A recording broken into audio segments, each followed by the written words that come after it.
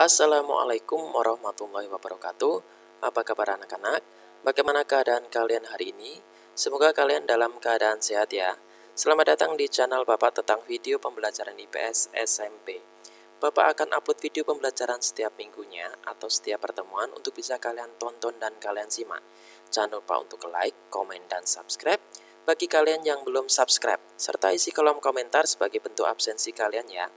Sebelum memulai pembelajaran hari ini, biasakan kita untuk berdoa terlebih dahulu, agar apa yang kita kerjakan pada hari ini mendapatkan manfaat dan ridho dari Allah Subhanahu wa Ta'ala. Amin. Jangan lupa mengisi daftar hadir atau absensi pada link pembelajaran yang sudah Bapak share di grup kelas setiap minggu atau setiap kali pertemuannya.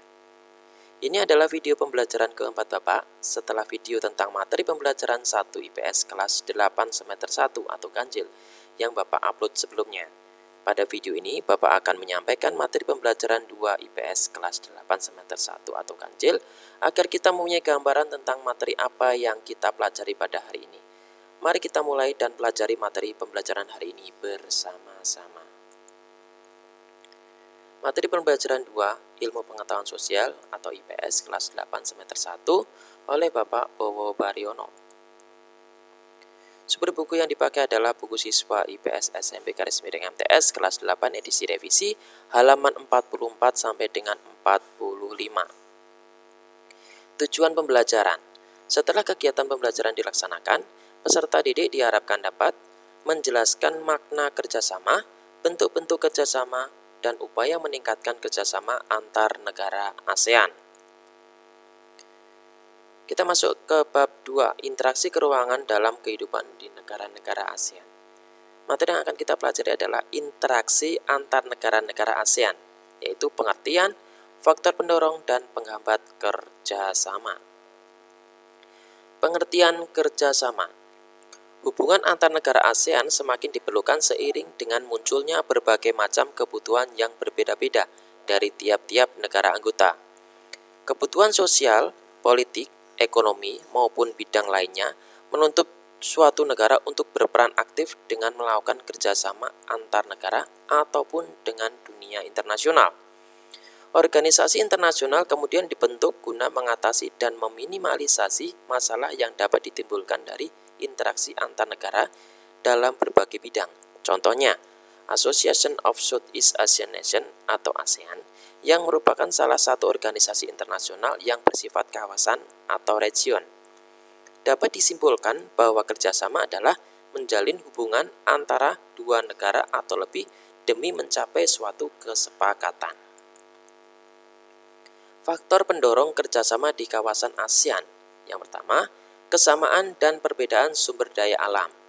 Yang kedua, kesamaan dan perbedaan wilayah atau kondisi geografis. Kesamaan dan perbedaan sumber daya alam.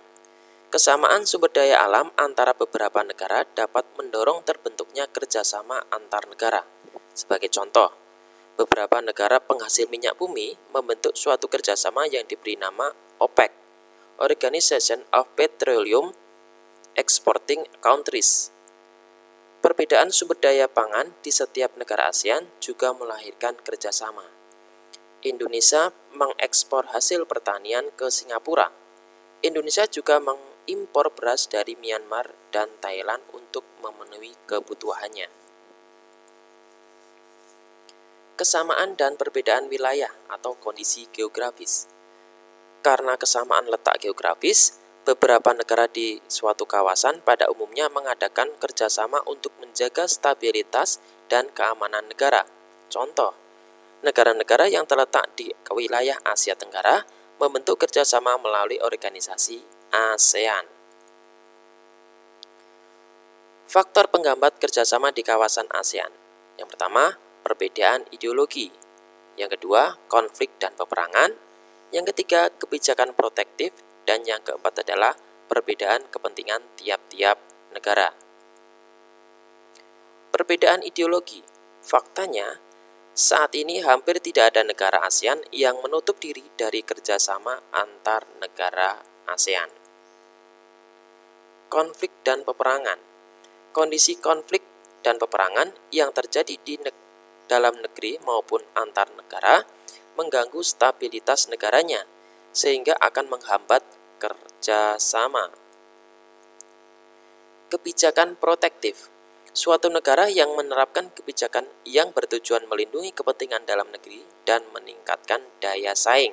Misalnya, tidak menerima impor hasil pertanian karena dapat mempengaruhi kondisi pendapatan hasil pertanian di dalam negerinya. Dampak kebijakan ini juga dapat mempengaruhi hubungan antar negara, sehingga menghambat kerjasama yang harmonis. Perbedaan kepentingan tiap-tiap negara. Kerjasama dibutuhkan bagi perkembangan dan masa depan negara di dunia.